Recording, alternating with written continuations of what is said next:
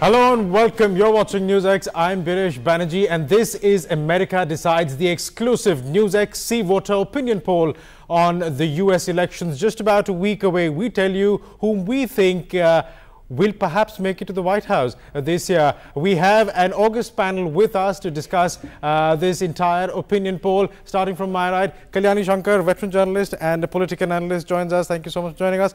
Pramit Pal Chaudhary, foreign editor of the Hindustan Times, is also with us. Professor Christopher Raj from JNU and Ajit Shahi, editor of See Voter. Also joining us from Washington, D.C., well-known psephologist Yashwant Deshmukh. Mr. Deshmukh, welcome to the program as well. We'll just go back to our panelists in a short while, but let's just tell you exactly how the US elections go. It's a bit complicated, so we'll try and go as slowly as possible, but you might think there is a lot of detail here.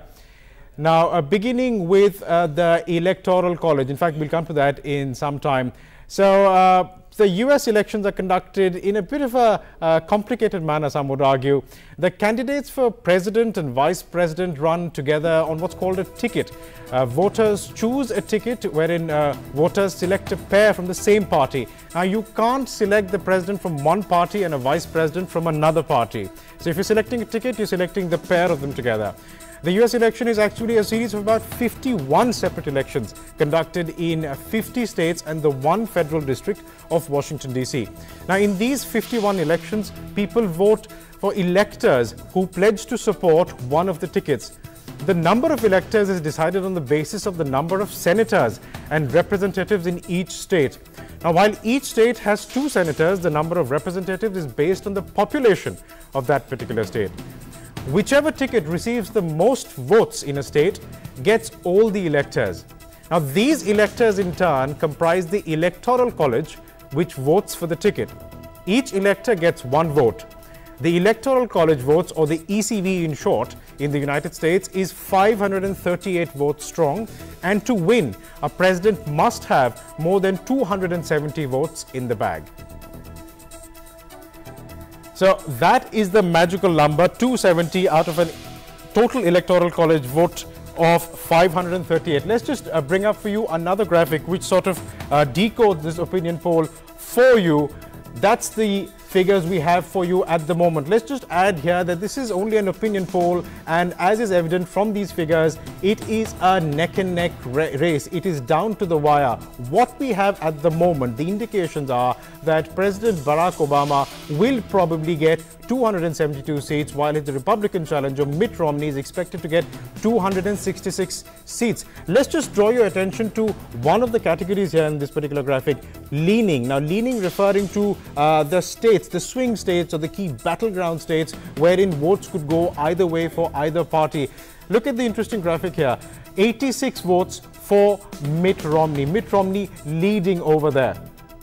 Now, this is the swing projection, which is basically how the votes could swing in the Democratic strongholds, the Republican strongholds, and the toss-up states. Toss-up states again being the key battleground states, the swing states. Over here again, Mitt Romney doing far better than President Barack Obama, who is in the negative in most places.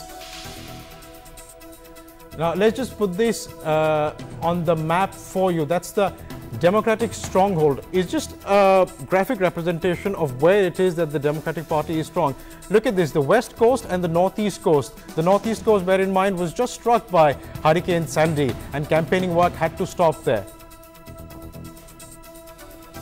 Now, the Republican strongholds for you, as is clearly evident, all those areas which were not covered by the Democrats, primarily the American Midwest, and many would say the rural belt being the primary constituency for the Republicans. And now the important bit, the swing states. These are the states, the key battlegrounds that can decide who enters the White House. One of the most important talked about states here is, of course, Ohio and Iowa, some of the other states as well on that list.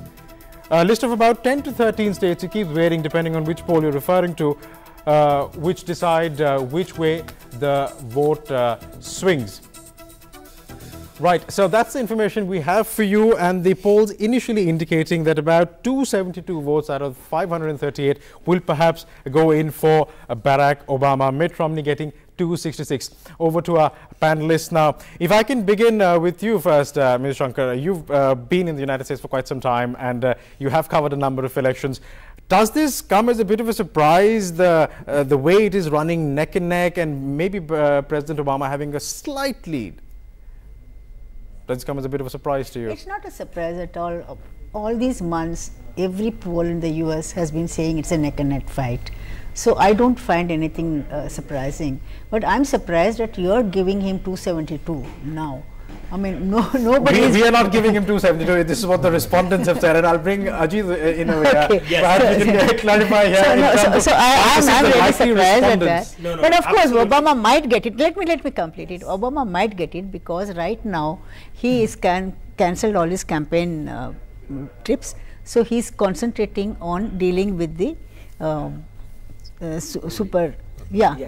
Sandy. Hurricane. Yes. So he is really totally concentrating on that. Now his strategy, I hear, is to show how presidential he is, yes, how he can deal with the crisis, how he can manage the calamity. So that's what he is depending on. And whereas Romney is on the other side, because all that he could do was to go to Ohio and distribute food supplies. So beyond that, he has no other role right now. So if this clicks, Obama's thing. Yeah, I agree with you on the 272. Otherwise, it's really neck and neck as far as I could see. I mean, you're absolutely right. Just to make that clarification, the 272 is merely a projection. But fundamentally, what's important about the results that we have found here is that the margin of error is 3.5% to 4.5%. Therefore, this is completely a tied race. Nobody can call it. No one can call it. And we have been looking at these figures since 6th of October, when the first presidential debate was held in Denver, Colorado. And since then, we have seen the race has essentially been completely tied. So 272 is merely a projection based on the figures right now. But of course, we are not saying Obama is winning. Nobody knows that. Possibly. Well, you see, one more thing I want to add is that our 272, our majority is 272. The American majority also seems to be 272 because it's 270. 270. Yeah, 270. That's right now when we are talking about Obama. And 538. Yeah, that's true. Pramit, your take on it, because the graphic plate that we were just showing our viewers with 272 and 266, the leaning category being quite interesting there. Romney almost twice that of Barack Obama in the swing states. Well, I haven't seen which specific states have you declared for. Have you put Florida, Ohio? So Florida is definitely going to Romney here. In what and Ohio? But Ohio is also it's going to Barack Obama. Okay. Right now. Well, that in many ways is still considered the key swing states because we assume that he's not going to be able to get Pennsylvania. Well, hold on a second. I would like to correct myself. Obama here, the Ohio here. In our today's statistics, it's going to Romney right now. The 18 electoral votes of well, I find that interesting because the assumption has been that if of the 7 swing states right now that are considered to be open or ones that have the largest number of electoral college votes, the assumption had been that if Florida and Ohio both go to Romney, then he would be more or less through. But it assumes then, I presume, that almost everything else goes to Obama, except perhaps Virginia. Yes. Which is that will be. I find that an interesting result because we have, as several polls have come out now. Romney, the key for me has been that since the second presidential debate, or actually since the first presidential debate, we've seen the momentum go in his direction. And I would argue the crucial segment that has swung is women votes, especially single women who were a part of the Barack Obama coalition that was very strongly uncertain about Romney, what exactly he represented. And in the third debate, we saw Romney, which was a foreign policy debate, almost mimic Obama in terms of foreign policy. No military intervention in Syria. We will pull out troops in Afghanistan. ending all of the arguments that Romney, which was I think a specific concern among female voters, was a warmongering George Bush type of character. But then some would argue that his take on increasing spending on defense in a time of increasing deficit is perhaps the wrong way to go. Would that not play into the whole warmongering clamor? Well, let's put it this way. On the economy, consistently, voters have put Romney as being a person they are more prepared to give a chance to than Obama. Right. Ultimately, I don't think voters really understand all of these issues and what you the specifics of what you spend and what you don't spend. Right. I think are difficult for them to understand. The argument on the other side is that Obama is now spending so much on welfare that Obamacare, healthcare, that he proposes will also be an enormous burden on the U.S. economy. But then he has sort of tried to support his arguments with fact, which is what perhaps has been lacking in Romney's arguments, many would argue. I'd like to bring Christopher Raj here. Your take on that. Do you think Mitt Romney has presented a factual and well-grounded plan? Some difference, I would say. If you take as Ohio, Rasmussen's polls, ABC polls is almost 49 and 40. So there is some variation. Right. We may be sitting here, but we don't have the pulse. See, Wisconsin is going to Obama. Right. It is 17 seats, Okay. 18 seats, and Michigan also will go because he contributed so much of the growth of the, motor industry. Right. They are with him. So these are crucial. If Wisconsin and Michigan goes and Ohio goes, Obama is a clear winner. Right. And one more thing. Right. Florida, as he says, I may disagree because Florida has large number of senior citizens. Right. Yes. And healthcare, people go there for all sort of healthcare purpose, and Obamacare is a very important thing for them. So, and they are firmly backing him on that. The indication would be. But the American figure says he's just touching 49, and Romney is also 49. Let's get an American perspective from the ground, as it were.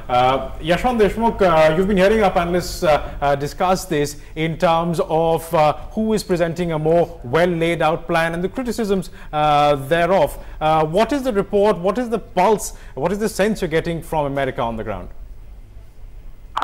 It's kind of very different here on the ground, and especially after the hurricane, because Obama is back in White House acting as a president than rather than as a candidate, and this will certainly put the things in different perspective in the last few days before the polling.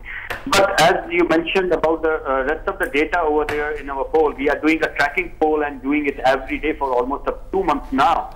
And what I would like to tell is that the margin, the lead of Romney in the Republican strong states is almost about 15 points. So these states are clear.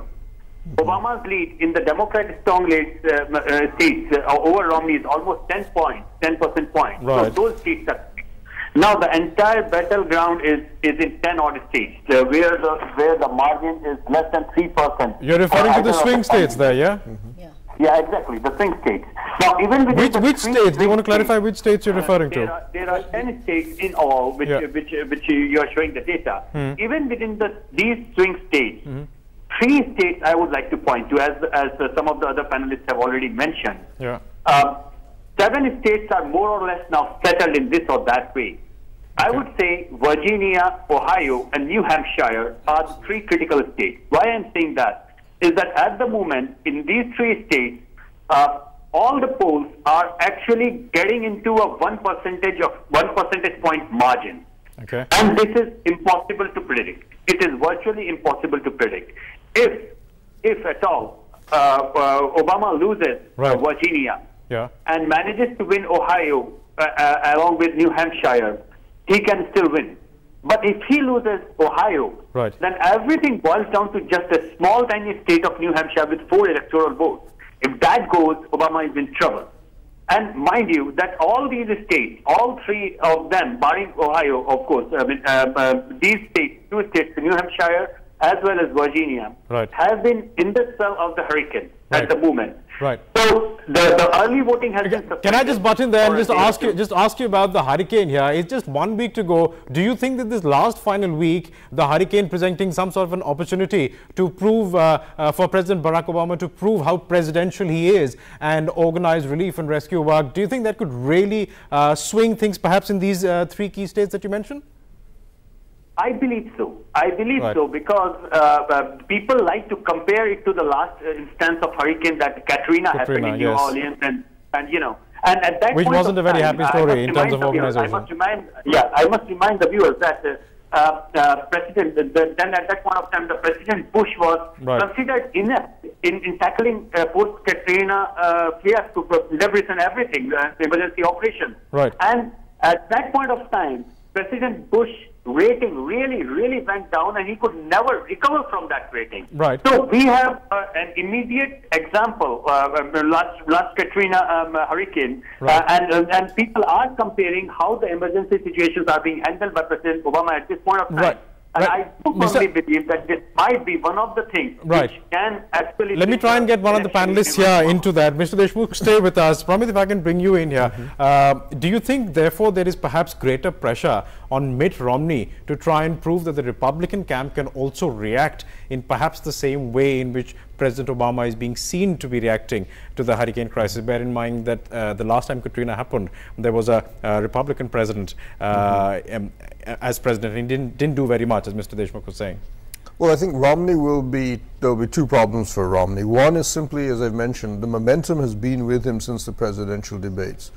The cyclone, the hurricane can, in theory, stop that momentum. In other words, it'll sort of stop that movement towards Romney and stop it in its tracks, which I think is what Obama is trying to do. And Obama will dominate the airwaves. It's not going to be a 50-50 here. As a president in an emergency, he will be the man on the spot everywhere. So the media will focus automatically on him. There's very little Romney can do about that. The third thing is that Romney, as you may remember, has criticized and in fact called for the abolition of the Federal Emergency Management Agency, which is a federal agency that responded to, or failed to respond to, in Katrina. And his argument has been we should abolish it and move this to the center, to the states. So therefore, this is now almost certainly going to be used, and has already begun the attacks against him on this, that look, this is a president who would have abolished the agency that is respondent or would have handled Hurricane Sandy. Okay, I'd just like to segue this into a graphic that we have in terms of some of the key issues that were a part of this poll. Now, there was a direct question that was asked to likely respondents in terms of whether they approved or disapproved the way Barack Obama is handling his job as the president, and those were the responses we got. About 50% people approved, 45% disapproved of the way he handled the presidency, basically handled his job. A small margin there. Let's just show you another question. Now, this was perhaps the key question that was asked to respondents. How important do you think are the following issues faced by the United States today? The top 3 issues really: the lack of enough jobs, overall economic crisis, and healthcare for all, which we have sort of touched upon. Pramit, you touched upon in terms of Obamacare. Another graphic, in the last 1 year, what has happened with the living standard in the US? Again, about 45% people said it stayed the same. Just 23% said it had improved. A close